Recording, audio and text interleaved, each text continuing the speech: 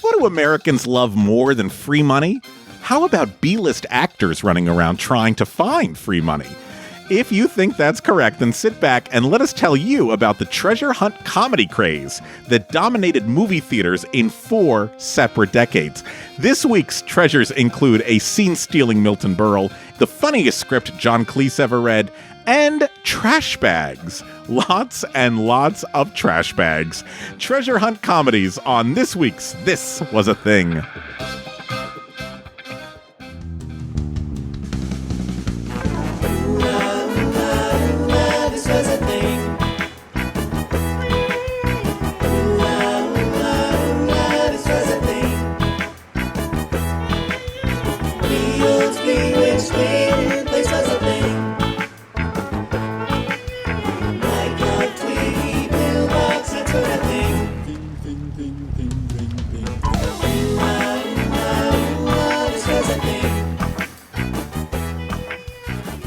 Hi, I'm Ray. And I'm Rob. And you're listening to This Was a Thing, the podcast that dives deep into the cultural happenings of yesteryear. On today's episode, we are looking at treasure hunt comedies. Oh.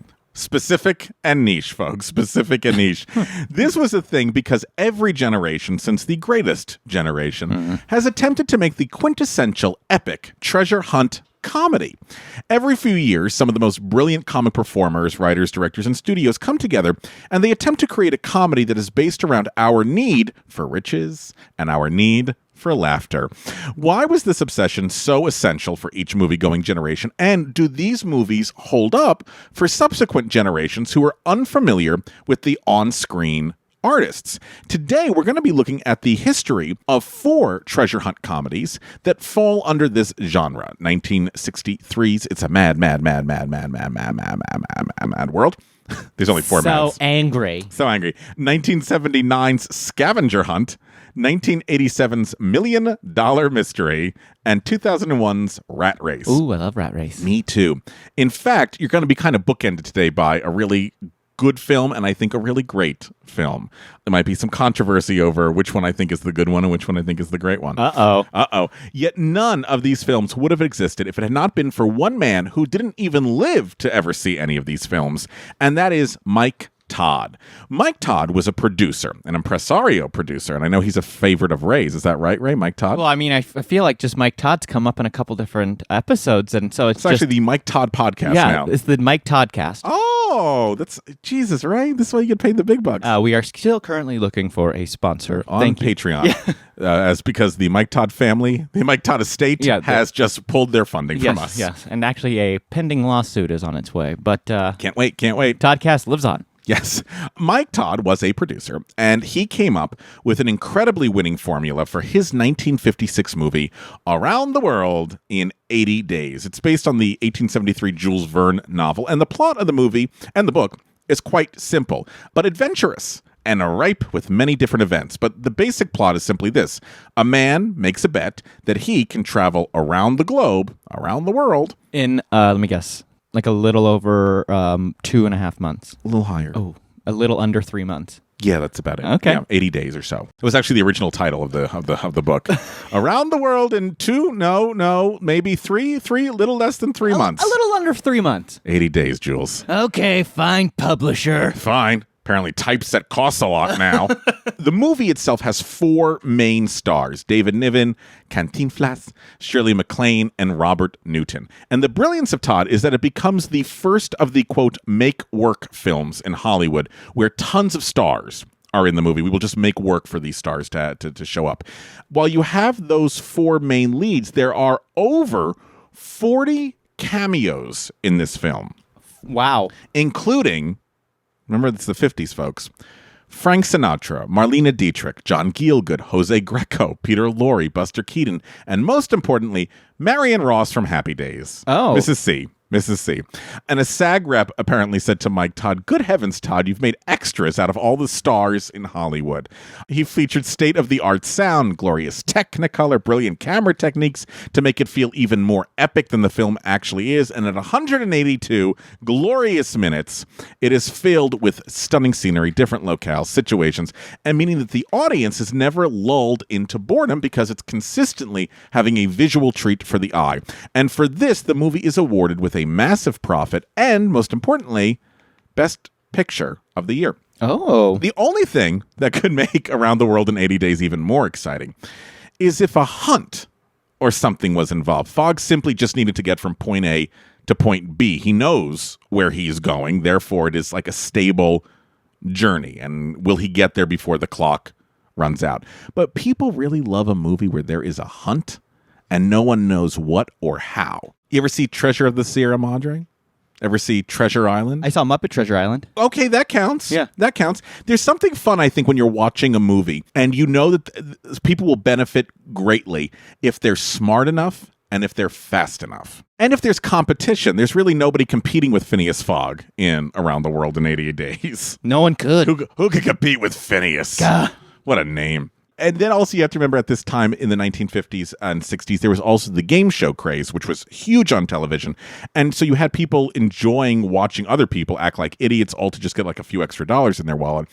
In fact, what did it say about the human condition that we loved watching people belittle themselves all for an extra dollar, a dollar more than their neighbor might have? Which is something I think we see on reality television today a lot. I mean, these plots are essentially a reality TV show. Yes. And so keep that in mind as we start to work through this. So enter screenwriters William and Tanya Rose. They are a married couple. Now, William is going to take the lead on this. William is the writer of the Lady Killers movie. Rose had this idea for a Scottish treasure hunt called So Many Thieves. The idea would be it's a small little group of people and they go through Scotland looking for treasure. And he sends the idea as a letter to his agent. And it's like, what do you think of this idea? Now, the agent says, let me see if I want to show it to a friend of mine to see what they have to say about the structure of it. And that person is director Stanley Kramer. Okay. And Stanley Kramer says, I will buy this letter for $300,000. I will help you with the story, and I must direct it myself. Stanley Kramer wants to make a comedy, a treasure hunt comedy. So here is a clip from one of Stanley Kramer's previous comedies before It's a Mad, Mad, Mad, Mad World. What else did you do, Mrs. Wallner? Stop it! Stop it! What else do you admit to, Mrs. Wallner? What else? Hello? At this time, Stanley Kramer is one of the most respected serious movie directors of his era, having directed Judgment at Nuremberg, which you just heard, which was about the Nazi war trials, and Inherit the Wind, which is about the Scopes monkey trial. Not the person that you think of for a flat-out comedy. He's never done a comedy, but he is determined to make a comedy to prove to himself, to the critics, to the industry, that he can do more than movies with serious social issues, because that's all he was really known for at this time. And he's practically saying, I can be funny too. And in true Kramer fashion, it will be held together, this comedy movie, by an observation on the human condition. And that observation is greed. Okay. He is determined not to just make a comedy film.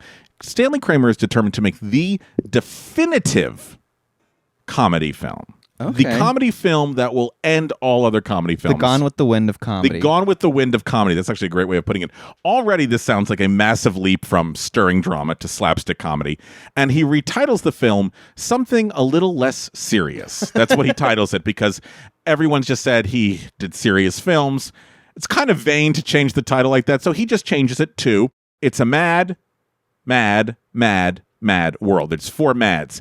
Stanley Kramer's biggest regret about this film is he didn't add a 5th mad. That's true. He was like, I'm not surprised by that. now, if you've never seen It's a Mad, Mad, Mad, Mad, Mad World, I'm going to give you the plot of it in as simple as can be. And it's actually a labyrinth of a movie, so I will try to do this to the best of my ability. A motorist goes careening off the side of a highway, and he crashes down in an embankment. And all the male motorists in the other cars that were around him at the time that saw this pull to the side of the road. They rush down to help this man to see if he survived the crash. The people that rush down include a dentist, a moving man, 2 entertainers, and an executive. Some of them have their wives and their mothers-in-law in the car waiting for them, right? Once the guys get down there, the dying man reveals that he has buried $350,000 under a big W in Santa Rosita State Park, but he doesn't tell them anything more than that, and he dies. The motorists then try to find a way that they can all go down, find the money, and split it evenly amongst each other, but no one can agree on how best to split the money, so it's every man, this is my favorite line with Buddy Hackett, it's every man, including the old bag, for themselves. He's referring to Ethel Merman. Yes, we'll talk about her in a second.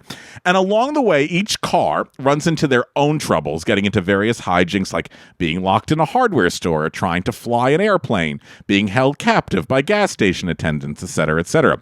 Along the way, they also pick up more greedy people, including a shyster con man, a British botanist, an alcoholic pilot, 2 blue-collar taxi drivers, and a groovy mama's boy. That's the great Dick Shawn. Unbeknownst to all of these people is that Captain Culpepper of the Santa Rosita State Police Department has spent the last few years obsessing over this case, but doesn't know where this guy hid the money. And he knows these greedy folks will lead him to the treasure.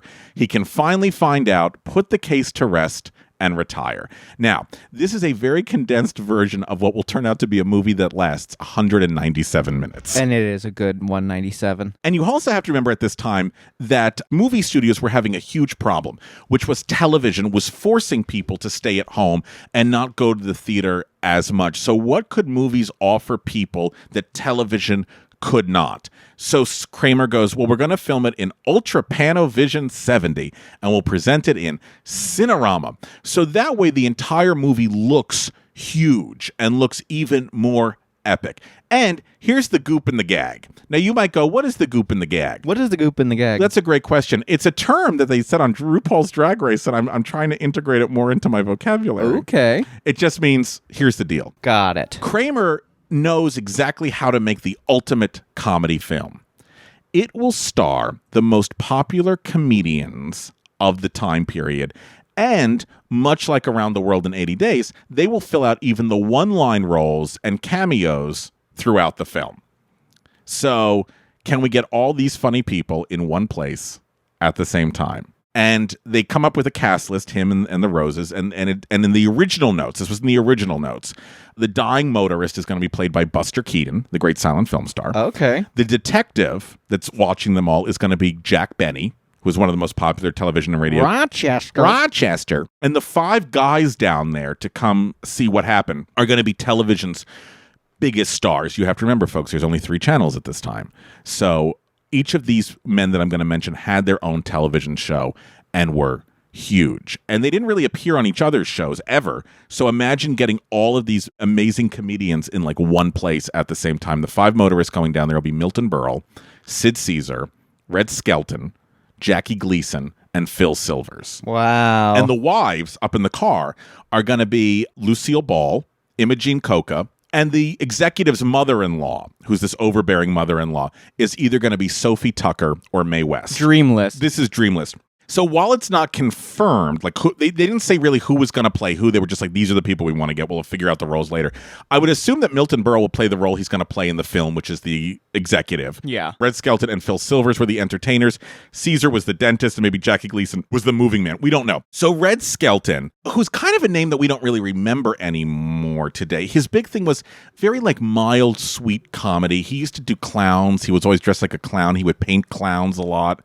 He was a very sweet man, but his comedy just really hasn't survived today. Oh, I watched enough of it, though. Did you really? The Red Skelton? My dad was really? Grandpa were way into Clem it. Cadiddlehopper, I think was his name. My dad had like the 6-tape set of the Red Skelton show. Well, for a man that nobody remembers today, the reason he's not in the movie is because his price is too high. He's like, you got to pay me a lot. Jackie Gleason, I don't think ever made it past conversations. And so then it's decided, okay, the dentist and his wife will be played by Mickey Rooney and Judy Garland. Okay. Because they had done tons of movies together. Yeah. So it'd be kind of cool to see them reunite, right? Get out of the barn. Get out of the barn. And then get locked in a hardware store. But she can't find the time to film it because she's busy. They decide that they're going to use a guy also who was incredibly revolutionary in television comedy, whose name has sort of slipped through the cracks of time because we don't really have a lot of his stuff to look at. And that's Ernie Kovacs, who was this surreal television comedian. Ernie Kovacs and his wife, Edie Adams, they're going to play the dentist and his wife. But Kovacs dies in a car crash. And they're like, well, Edie Adams, you don't have to continue on with the project. And she said, no, I need to, because he left me in debt. So even after her husband died, she immediately went back to work to pay off his debts. And they pair her with Sid Caesar, who was also one of the greatest comedians of his time. The great improv comedian Jonathan Winters is going to be the moving man. They're going to put Mickey Rooney and Buddy Hackett together as the entertainers that stop by. And then Milton Berle is going to be married to an actress named Dorothy Provine. And the mother-in-law will be played by Broadway star. Legend. Ethel Merman. Ethel Merman did not make a lot of films, but I am so happy that this is the film that she is remembered for. She's so great in it. I will say this. I do not understand how she did not get an Oscar nomination for this film. Ethel Merman in this movie as an overbearing mother-in-law still makes me laugh today, even though the movie is almost like 100 years old. She's probably the best person in this film that's full of amazing people. Right? And now this is pretty big because, like I said, Milton Berle, Phil Silver, Sid Caesar, biggest names in television. Buddy Hackett, Jonathan Winters, they were known as stand-ups. Spencer Tracy, Mickey Rooney, they had been on film for a long time. And then along the way, they pick up Phil Silvers as a con man. The British botanist is going to be played by a guy named Terry Thomas. Not to mention, folks, you're going to have cameos by Don Knotts, Jerry Lewis, Jack Benny, Buster Keaton, Carl Reiner, Arnold Stang, Zazu Pitts, and who got a cameo that got the biggest round of applause every time the film was premiered? Stooges. The Three Stooges show up as firemen for literally 5 seconds of the film. I remember the first time I saw this film, and I was like, oh my God! It's really marvelous. And what's kind of cool is it's not a lot of, actors. No. Do you know what I mean? He's like, I'm going to get you all the different worlds of comedy. So production on the film begins in April and ends in December. It's a pretty long shoot. That is a long shoot. That's a mad shoot. And the first thing that they film on this movie, without the cast, are all the stunts. And the opening of the film, if you've never seen it, is really something. It's all these cars chasing one another at a really furious speed on dangerous highways with curves. I mean, the cars are so beautifully choreographed. And there's no CGI. Do you know what I mean? It is a great scene. It's a breathtaking scene thing you wouldn't make. And because the movie's being presented in Cinerama, which shows a lot of detail, it doesn't hide anything, all the stuntmen and women wear masks of the actors. So that way it actually looks like Milton Berle or Sid Caesar when they're doing stunts.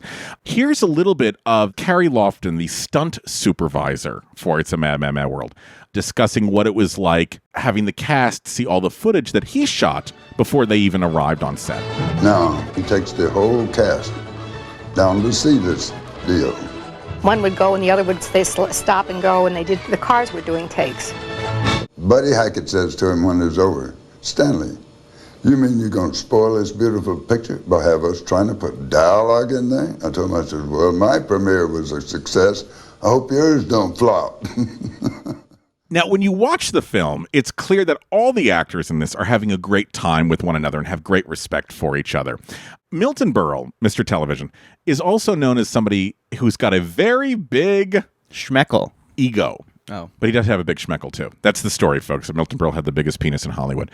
But Milton Berle's ego didn't quit in this film. And he's very funny in this film. But this is a great story that I think summarizes Milton Berle. We were all in a taxi cab. It seemed like 15 of us. We were like in a little circus car. And we stopped, and he told us which ones to get out first and whatever. And every time he'd do this scene, Milton would be the last one in the shot. He'd be there doing something. So finally, he gave Milton a number. I think he was number 7 out of 15, and we all got out, and we all peeled off and ran off, and number 7 left, and he said, okay, cut, that's a print. And the next day he came in, he said, Stanley came in and said, I don't know how he did it. I saw him get off and leave, but when I watched the dailies, there he was, the last one he had to do. It's Milton. Another great story about Milton Berle involves the great Phil Silvers. Now, you have to remember, all of these guys sort of came up with each other. Oh, yeah. At the same time. So as you can tell when they talk about each other, it's done with affection. It's not like, oh my God, the fucking asshole, he wouldn't leave. You know what I mean? It's just, that's who he is. It's like, that's who he is, and you accept it. This is a great story, I think, about how funny Phil Silvers was. Another great comedian that maybe we don't remember so much. Sometimes off the scene, they would do tricks on each other. See, we were never allowed to see daily. Stanley said absolutely no. And not one of us was allowed to have a telephone, because that would mean he'd have to have 85 telephones in the dressing rooms. So Phil Silvers, he seated himself with his back to Milton, who was with another chair right back here, and he starts to talk to us very loudly, saying, yeah, I was at the dailies last night, and you know what, Edie, you didn't really look so good. I told Stanley he ought to put you a little and he started to talk about as though he had been at the dailies. And Milton turns around. We can see him turning around. He said, is he turning around yet? Is he gone? He said, he's not gone to the phone yet. He said, I've got to phone New York. I've got to get to my dressing room. And in 15 minutes, Milton's agent was on the set. And he said, I did it. Just like that pettiness. Oh, that's so great. The film opened at the newly built Cinerama Dome in Los Angeles, November 7th, 1963. The movie was budgeted at $10 million. It went over budget, and it took in $60 million.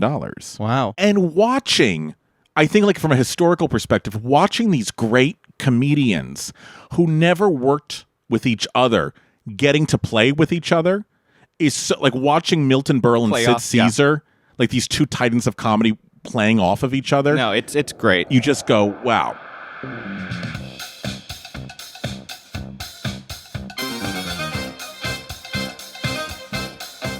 Hey friends, hope you're enjoying the show. If you are, could you do us a favor? After you listen to today's episode, open up your podcast app and leave us a review, please. The more reviews we get, the more people will discover us, and the more people that discover us, the less lost we'll feel. You're good, buddy. It's okay. Look, nothing has ever been easier to do. Just go ahead and grab a pen real quick. It's okay. We'll wait. Don't worry. Okay, head on over to your podcast app, click those three dots in the lower right-hand corner, click Go to Show, scroll down till you see ratings and reviews, then leave us some stars and a comment or two so our parents know that it was worth all the tuition that they spent. And if you really love us, head on over to patreon.com and send us some money, and in return, you will get access to merch, special episodes, bonus content, pictures of me shirtless. Okay, that's patreon.com. Search This Was a Thing and help us out. But you know what? You've already helped us out today by listening to us, and we can't tell you how much we appreciate that. So thank you. Thank you. So Kramer might not have succeeded necessarily making the definitive comedy film. It feels in some ways to me academic. Like, I'm going to make a comedy film, and a comedy film has a chase, and then it has this, and then it has that. I don't know how spontaneous the film feels, whatever. We can all discuss. I still watch it all the time. I'm like, it's still fun. Love it. And like I said, there's a joy of seeing those stars in their time, and I think that's what he should be awarded for more than anything, is that he was able to get all of these great pioneers of comedy in their natural habitat, and like there is a record of that. So how do you even top this? Every big comedy star in the world is showing up in this film. Why would you even try to top this accomplishment? Now, there's a couple of other films that sort of do like variations on this, and Around the World in 80 Days. There's The Great Race with Tony Curtis, The Magnificent Men and Their Flying Machines with Stuart Whitman. Yeah. Well, leave it to a mall developer to fund a mad world for the 1970s. And that is going to be called Scavenger Hunt. Ooh. Ready, set, start. Scavenger Hunt. Starring Richard Benjamin, James Coco, Scatman Carruthers, Ruth Gordon, Cloris Leachman, Cleavon Little, Roddy McDowell, Robert Morley, Richard Mulligan, Tony Rattle with Dirk Benedict. Also starring Willie Ames, Stephanie Pharisee, Stephen First, Richard Madger. Special appearances by Meatloaf, Pat McCormick, Vincent Price, Avery Schreiber, Arnold Schwarzenegger, Liz Torres, Carol Wayne. Scavenger Hunt. A race for $200 million. Rated PG. Starts Christmas Day at a select theater near you. So Scavenger Hunt has 4 writers attached to this movie, and you wonder why there were so many people involved in this after you see the film. You're like, what was everybody doing? There was a guy by the name of Melvin Simon, and Melvin Simon was the businessman who created a very successful strategy when it came to mall development. He would entice a very large anchor tenant, like a JCPenney, Robinson's May, to a department store. He would charge them less rent. Then he would use the contract to obtain bank financing for the construction of the mall, usually with, minimal investment on his own end. And then once the project was completed, he would then charge smaller stores a higher rate to be in that mall. You want to be next to Robinson's May, baby? Absolutely. So he makes himself a lot of money. And at some point, Melvin fancies himself a movie producer. And Scavenger Hunt is born. His big film in life will be Porky's, but that happens later on. Now, to direct Scavenger Hunt, he gets the very hot Car Wash director, Michael Schultz, to helm the picture. Now, Scavenger Hunt, very briefly, is about a game-obsessed millionaire. His name is Milton Parker. Milton Berle, Parker Brothers, who says that his $200 million estate will be awarded to the beneficiary who can get the most items collected in a scavenger hunt. So everyone has the same list of like 100 or so items. Each item is worth a different point value, and whoever has the most points at the end gets his $200 million estate. And the rule is they can't purchase anything. So you had the greatest minds in comedy, the greatest performers in comedy doing It's a Mad, Mad, Mad, Mad World. Scavenger Hunt is going to take a different approach to all of that. Here's the cast of Scavenger Hunt. Richard Benjamin is a shady lawyer who teams with Parker's sister, Cloris Leachman, and her slower son, Richard Masur. The guy's house staff is there. His butler, his chef, his chauffeur, and his maid, played by Roddy McDowall, James Coco, Cleavon Little from Blazing Saddles, and Stephanie Faracy. His widowed son-in-law, Tony Randall, and Tony Randall's brood of children. And Richard Mulligan as a taxi driver from Soap. And then his nephews, Willie Ames and Dirk Benedict, and Cloris Leachman's daughter, Maureen Teefy, they'll join and they'll be a threesome. So those are the 5 teams that are all competing for this thing. I think the scavenger hunt is trying to find someone I knew who the fuck it is in that movie. Vincent Price, by the way, plays the game guy who dies. That makes sense. And I just imagine yes, 4 points if you can tell me who the fuck Willie Ames is. So Robert Morley is the lawyer that presides over everything. And there are cameos. Arnold Schwarzenegger plays a guy who works at a gym. Wow. Ruth Gordon shows up, Liz Torres, Scatman Carruthers, Meatloaf, and like I said, Vincent Price. Now, here are the fun, wacky things they need to find. Are you ready? A parachute, false teeth, hockey stick, a toilet, a microscope, crystal ball, an ostrich, and in a moment of non-PC-ness, the team with the heaviest person gets 50 bonus points. Not like one of them is the heaviest. No, they have to find a heavy person and bring them in, and they get 50 points for that. And here is the first big issue with Scavenger Hunt, which I never really noticed until I read Gene Siskel's review of it. But the objects are so ordinary. No, the first thing you said to me, I was like, what? Like, there's no real fun or excitement about watching Roddy McDowall unscrew a toilet, and or Richard Mulligan puts on a bridal dress to steal a bridal, and it's it's pedestrian. There's nothing interesting. The only thing that's interesting is the ostrich. Rob, I swear to fucking God, I was going to say the only thing I'd be interested in seeing is what are they going to do about that crazy ostrich? Here's the thing. Every team, spoiler alert, every team does end up with an ostrich all from the same location. But how they steal it, it's always the same. There are many reviews that say, in general, even the best actors can't elevate bad material. But there's a really weird casting choices in this movie. I mean, the great thing about Mad Mad World was they said, let's get the best comics around, and they'll really make each of their set pieces work. And if there's a fault in It's a Mad Mad Mad World, it's not the performers. It's literally that the things are going on too long, right? Yeah. Scavenger Hunt it says the opposite. Instead of saying, Mad Mad World was let's get comics who can act. Scavenger Hunt's let's get actors that are funny. Oh, that'll work. And that's a big mistake. In interviews, Richard Benjamin said he based his slimy lawyer character on Wile E. Coyote. And Richard Masur said he based his character on a kid that he grew up with. I'm this isn't a fucking method acting class.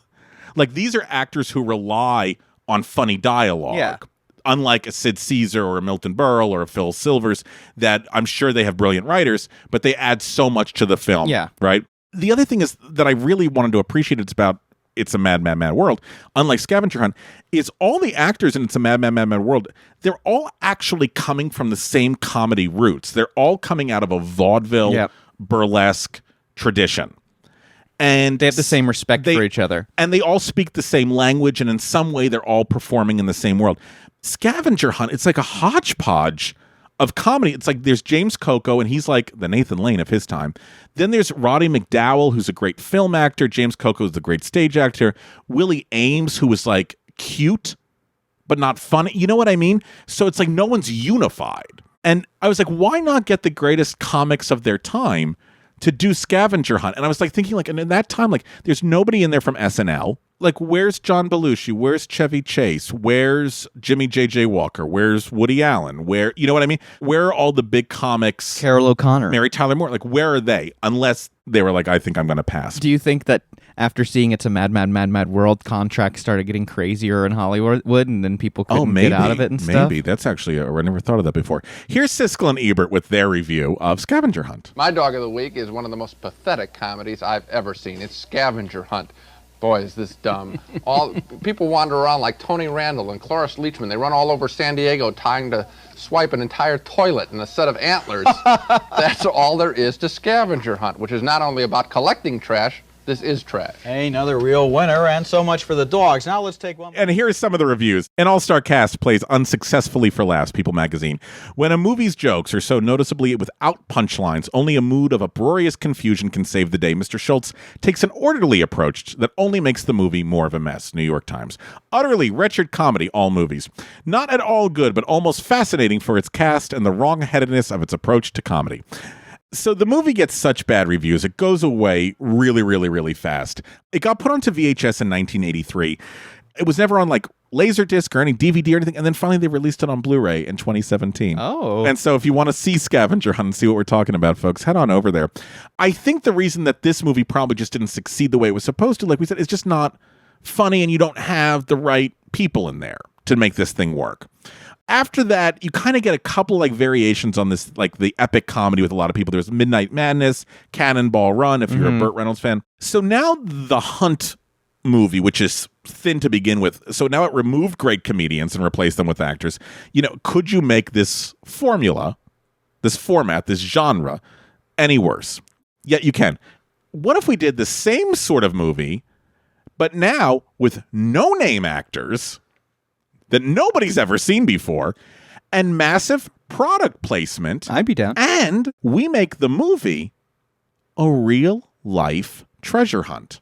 Here's a trailer for a new film, 1987. How would you like $4 million? $4 million? Yeah, $4 million. I'm all ears. There's 4 million hidden in 4 different places. $1 million in each place. Federal agents, freeze.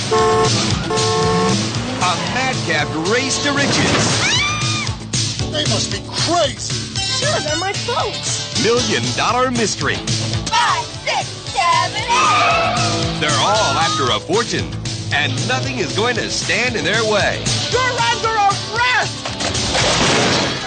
The movie is from 1987. It's called $1 Million Mystery, or sometimes called Money Mania. They couldn't figure out the title that they wanted to use, so they released it with both titles. I like them both. Just put both out. The plot of this one is a group of travelers, none knowing one another, are eating at a roadside diner when one of them has a heart attack. And his dying words are that he has hidden $4 million in 4 different locations, $1 million in each location. And he gives a clue to where it is, and then he dies. And apparently the money is stolen from the Libyans. How very 1980s. Oh, so Right? 80s. Want a punchline? Libya. Now, the dying man in this movie is played by Tom Mr. Cunningham Bosley. Oh, so it's not no names. No, and he is cast not because he was a good actor, no, but because he was the spokesperson for Glad trash bags who own this movie. Here we go. The movie is the idea of producer Dino De Laurentiis, who produced for Fellini and Visconti and Lumet and Altman. One day, De Laurentiis is walking down the street in New York City, and he sees a line of people, long line of people, presumably waiting to get into a movie. And he asks his friend, what movie are they trying to get into? And the friend says, no. He goes, they're all waiting in line to buy lottery tickets. And he comes up with an idea. He says, what if he produced a movie that gave clues to a real life treasure? People will pay to see the movie to get the clues, and he'll make a fortune, right? Yeah, I mean, it's not a bad idea. Budget is $10 million. Guy named Richard Fleischer is going to direct this. Richard Fleischer had done 20,000 Leagues Under the Sea, Dr. Dolittle, and Conan the Destroyer.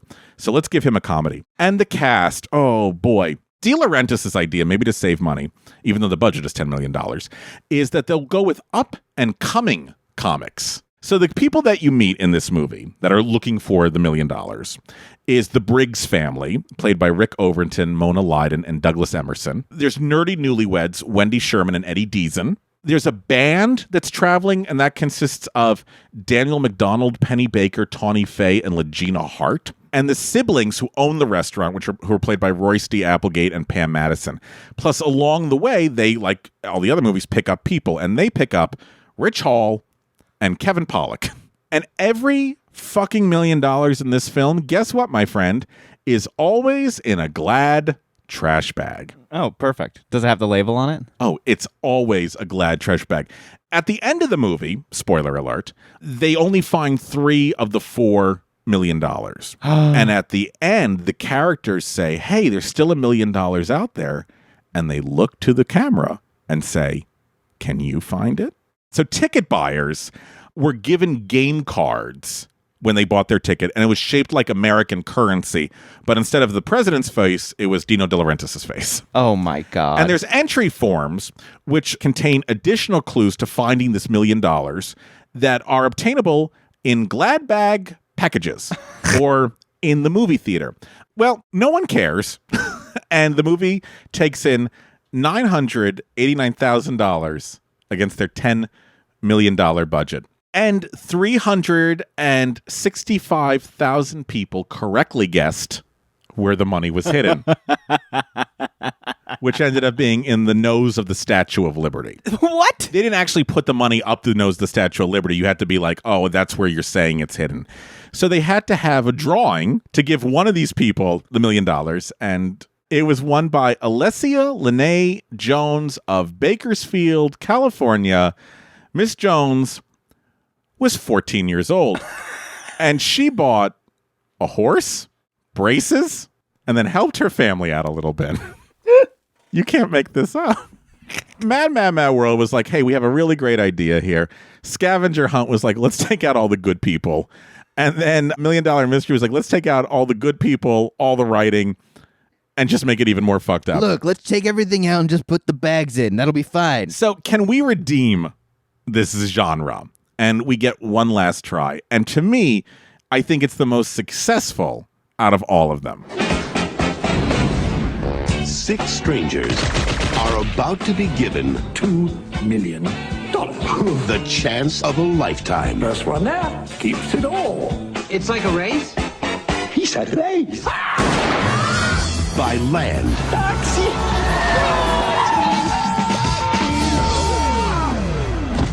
Not good. By air. I just wanted to say hi to my boyfriend. Did I come at a bad time? By whatever it takes. Rat Race. Help me, for God's sake, help me! So, Rat Race, based on the trailer alone, you can hear it's already made an improvement, I think, in some ways on its Mad World, because in Mad World, the brilliance is the physical comedy, but there's no funny dialogue in a Mad. There just isn't. There's nothing funny in the movie verbally. There's no verbal comedy. It's all physical comedy. And Rat Race from 2001 is going to fix that for us, I think. It's going to be directed by Airplane's Jerry Zucker. It's going to be written by SNL's Andy Breckman. And the cast is going to include Rowan Atkinson, Whoopi Goldberg, John Lovitz, Kathy Najimy, Kathy Bates, Cuba Gooding Jr., Seth Green, Breckin Meyer, Paul Rodriguez, Amy Smart, Wayne Knight, and John Cleese. John Cleese, who said, quote, "It's so unusual to get a top-class script. Twice in my life, I've had the experience of reading a script and simply saying, quote, I am going to do this." Rat Race Race being one of them. I don't know what the other one was. I guess Fish Called Wanda. But he wrote Fish Called Wanda. Well, so that makes sense. That makes sense. You know what's interesting? It's better than Scavenger Hunt, obviously, because it features real comics and real actors. It's better than all the other movies, I think, so far, because there's a lot of great verbal comedy in the film. And Zucker is the master of comedy and sight gags. So for those of you that don't know the plot of this movie, it's about a Vegas hotel magnate played by John Cleese, and he has a group of Vegas gamblers race from Las Vegas to New Mexico, and there they will find a locker filled with $2 million in cash. The first to get to the locker gets to keep the cash, and there are no rules on how they get it. So it's a free-for-all. What they don't know is that this game has been devised by Cleese for the hotel's high rollers who bet who in the rat race will get to New Mexico first. That's a neat twist, I think, on it. Yeah. As well as Brecken and Smart, they have a love story. So now we're connected, and all of the characters in this have a human relationship going on. They're not just archetypes. Whoopi Goldberg's trying to reunite with her daughter. John Lovitz and Kathy Najimy are just trying to have a family vacation and like get through the day without, killing themselves. Cuba Gooding Jr. plays a referee who's a pariah in the world because he made a really bad call, so everybody recognizes him and hates him. Rowan Atkinson is narcoleptic. I mean, Italian. It's Italian. He's Italian. So anyway, they're fleshing these things out as opposed to something like, in a mad world, as great as those actors are, they're interchangeable. Milton Berle could play Jonathan Winter's part, and Jonathan Winter, it can go all over the place. This is now giving us actual personalities. Therefore, we become invested, and we kind of go, I want them all to win. And they all are so perfect at playing each part. The budget for the movie is $48 million, and it takes in a worldwide total of $85.5 million. The reviews were not that good. However, I think he and Breckman do some really great things. Like I said, you get to care about all the characters. Each of them are very, very specific, and it features some very iconic dialogue. Like in this scene where John Lovitz and Kathy Najimy are racing to the cash, and their little daughter has to go to the bathroom. I was going to ask about this. Dad, I have to go. No, you don't. Yes, I do. I really do. Well, can't you hold it in? Dad, I don't have to pee. It's number 2. Sorry, I can't stop. Dad, I'm prairie dogging it. What the hell does that mean? You know, like when a prairie dog sticks his head in and out of the ground. Ow! Ow! Oh, I do not want to picture that. So it has that kind of humor. In all the other movies, there's never what I call a fuck yeah moment where the character triumphs. In all the other movies, you never have that. And in Rat Race, there are so many fuck yeah moments. Like watching John Lovitz steal Adolf Hitler's car is a fuck yeah moment. When she swoops down with the helicopter and she cuts the cheating boyfriend's swimming pool with the blades, that's a fuck yeah moment. And that, I think, is what these other movies don't necessarily have on it. So for a movie that didn't get the best reviews when it came out, how is it a cult movie now? And it's because it's that unending play that was on television. Remember, it was on all the time. And I think over time, people just started to realize this is a really funny movie. And I think it checks all the boxes. I think it's a mad world walked so Rat Race could run. Why this last movie came out in 2001, why have we not seen a treasure hunt comedy with a big cast in a long time? We'll talk about that when we come back. This was a thing, And now, this is a sketch.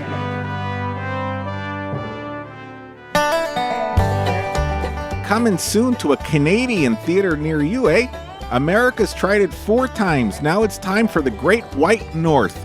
Canada's greatest entertainment treasures are all coming together to go on a madcap adventure. But not that kind of mad, because they're all happy, eh? Through most of Canadians' provinces as they search for the perfect poutine. Except they don't go through Quebec, because that's a French-speaking territory and we don't want any misunderstandings, eh? But don't worry, Celine is still along for the ride. If it's the last thing that I, Celine Dion, do, I will find this poutine. If you love the madcap car chases and it's a mad world, then you'll like the obeying the speed limit laws of our Canadian cast as they drive safely, and yield to pedestrians as they crisscross about the beautiful Canadian landscape, all in an effort not to fill their wallets, but their appetites, with the nourishing warmth of Canadian poutine. Mike, put on your seatbelt. We have to obey the laws. Oh, behave. Only a few miles behind them at a safe distance is a car filled with some of Canada's greatest singers, Celine, Shania, Avril, and Shatner. Now you sing it, Bill. Near, far, wherever you are. And nothing says Canada like learning from your elders. Part 3 is driven by Ryan Reynolds and his co-pilot, 60 Minutes reporter Morley Safer, eh? Hot on their trail are hockey legends Wayne Gretzky and Gordie Howe, who will do anything to get this poutine. Let's get that poutine. Sure there, Wayne. But first, let's stop at Timmy's and get a cup of decaf and a cruller, eh? We should also get some for the other cars. Hey, good thinking there, Wayne. With the soundtrack by Canadian music icons Neil Young and Drake, you know this film will be something else. Come and join these kooky Canucks as they work together to make sure everyone gets their fair share of poutine. It's an A world, eh? Come in this Saint Jean-Baptiste Day. To every province but Quebec. Je suis désolé, Quebec. De moi, Celine Dion. This film is funded by the Canadian Travel Board, you hoser. Thank you. This was a sketch. So what are the legacies of these films? Is Mad World the funniest comedy of all time? No, it's got the most comedians in a film, but it doesn't make me consistently giggle. You can mute the movie and still get an idea of what's going on. And Scavenger Hunt and $1 Million Mystery, Money Mania, whatever the hell it's called, are, I think, nostalgic for people that grew up being like, I remember watching this show on TV. For me, it's Rat Race. Rat Race to me is the most successful of these. And we don't see any of these anymore. And I think it's because what we were saying at the beginning of the show, which is this concept has moved to reality television. Amazing Race plus Survivor is really like the new equivalent of this, right? We will make people do crazy, wacky things. They will be crazy and wacky in their own right. And we'll see who can win the fortune by the end. And I think that every epic comedy has tried to use variations on this formula that was created. I think if you were to do a new one of these today in a movie format, I think people would probably really enjoy it. And I would love to see like a remake of Mad World with like so many different. We have so many different comedians now. Oh yeah, that it might be interesting to see what those worlds look like. Although Scavenger Hunt shows you what different comic worlds look like, and it would be nice to see some fucking diversity in these things. Have you ever seen any? You saw Rat Race. I've seen Rat Race and it's Mad But you've never seen Scavenger Hunt or I didn't know $1 Million about Mystery them until we started doing this. So, do you have any Glad trash bags in the house? I could do Kirkland Signature. That's not who's sponsoring this film. The production company, by the way, had to declare bankruptcy. The movie was $10 million. It only made $900,000, and they still had that the million that they were giving away was not part of the $10 million budget. And Dino De Laurentiis is just laughing in his hill. He's also the asshole that was like, Meryl Streep was too ugly to be in King Kong. Did you ever hear that story? Well, I mean, I don't think she should play an Abe. Do you want to play a game? Yeah. This was a thing and now it's a quiz. This was a quiz. With Mark Schroeder. They found the gold. They found the gold. Oh, look yeah, they found the gold and they did the dance. They found the gold. That's an old prospector. It's just a fun character to do. So X always marks the spot, right? X always marks the spot. That's the big thing with treasure hunts, treasure maps. X always marks that spot. So it got me thinking that maybe we could play a game with X marks the spot. Sure. A different version of the word X. This is famous people's romantic X's. Oh, okay. So I am going to name 3 people who are the X's of a certain celebrity. Okay. And you try and tell me who the celebrity is who has dated and or married and or dated and or relatively known with Elizabeth these Taylor. 3 people. Yes, they're all Elizabeth Taylor. Do we play together or are we against each other? I want you guys deliberating and working together. Great. Because I think that as a team, you do really well. Individually, not so much is what I'm hearing. Individually, it's a cluster F. We work really well together. First one, Jake Gyllenhaal, Taylor Lautner, Tom Hiddleston. I gotta say Taylor Swift. It is Taylor Swift. Taylor Swift has dated all three of those. It was the Tom Hiddleston that gave it. Wow, I did not know that. She dated Loki. It's actually in episode 4. Okay, Naomi Campbell, Vanna White, Brigitte Nielsen. Sylvester Stallone? Yeah, I was gonna say Sylvester Stallone dated all three. Dennis Rodman, David Blaine, Sean Penn. Madonna. Wow. Linda Ronstadt, Jenny McCarthy, Renee Zellweger. Jim Carrey. Jim Carrey is right. Who's the first? Linda Ronstadt? Linda Ronstadt. They dated when he was starting. He opened for her when he was a young comedian. Hello. I didn't know that. Mhm. He talked about it on Howard. Travis Scott, A$AP Rocky, Drake. It's a Jenner. I'm going to say Kylie? That's Rihanna. Rihanna. But Travis Scott, I think, is Kylie's baby daddy, though, right? I believe so. There's definitely a Doesn't even get Kardashian ref. Yeah, that's touche. Jennifer Love Hewitt, Jessica Simpson, Jennifer Aniston, Brad Pitt? Justin Theroux. John Mayer. Oh. Yeah, John Mayer had to make this list. He had to make the list. John Mayer's gotten around. All right, check out these hunks. Liam Hemsworth, Chris Pratt, Darren Aronofsky. Liam Hemsworth? Miley? No, she wouldn't have dated Chris Pratt. No, yeah. Was it one of the Olsons? Jennifer Lawrence. Dated those three individuals, including Darren Aronofsky, who she appeared in the movie Mother. Jennifer Grey, Ellen Barkin, Juliette Lewis. Matthew Broderick? I know he dated Jennifer Grey. Yeah, let's say Matthew Broderick. Johnny Depp. Oh. It's a good guess with the Matthew Broderick. It's a good one. Liam Neeson, Jason Patrick, Lyle Lovett. Oh, that's Julia Roberts, right? Yeah. That's Julia. See, I was thrown by, when you said Liam, I went back to Liam Hemsworth, and I was like, Yeah. What? There are other hunky Liams, Ray. I know.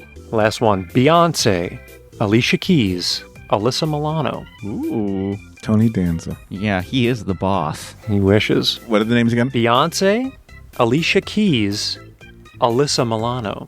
Alyssa Milano, Yeah, Rihanna. I'm stuck on this one. This was Justin Timberlake. Oh, Justin Timberlake duh. went all around there. Wow. I know nothing about people's personal lives. I was on Perez Hilton a lot.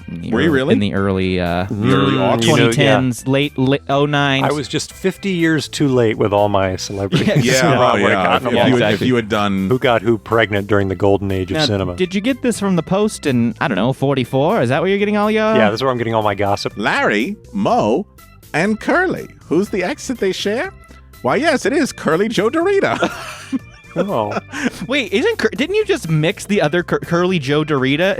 Isn't that the two other ones? What was the other? No. There was Curly Howard. Yeah, and then Curly Joe. No, there was Joe Besser. Joe Besser. Okay, yes, and then Curly Joe. And then yes. Curly Joe I was Dorita. thinking Joe Besser. Okay, yes. This is a sad story. I heard that nobody showed up to Curly Joe Dorita's funeral except his gardener. Oh, and that was because somebody had to water the flowers. Yeah, exactly. I don't want this to go bad. They gotta look pretty. For Curly Joe. So, thanks so much for tuning into our episode about treasure hunt comedies. Let us know on Facebook, Twitter, Instagram some of your favorite treasure hunt comedies. And if you've seen either Scavenger Hunt or $1 Million Mystery, which are hard to find. Ray, anything you want to add? Happy searching, because we hope you are looking for treasures. But you were listening to this podcast, you found treasure. But here's the thing. This is a great podcast to listen to. Well, I mean, I hope maybe they pause it and they're like, I'm going to go search and then finish the rest of this episode. Anyway, have a good one. Thank you. Bye.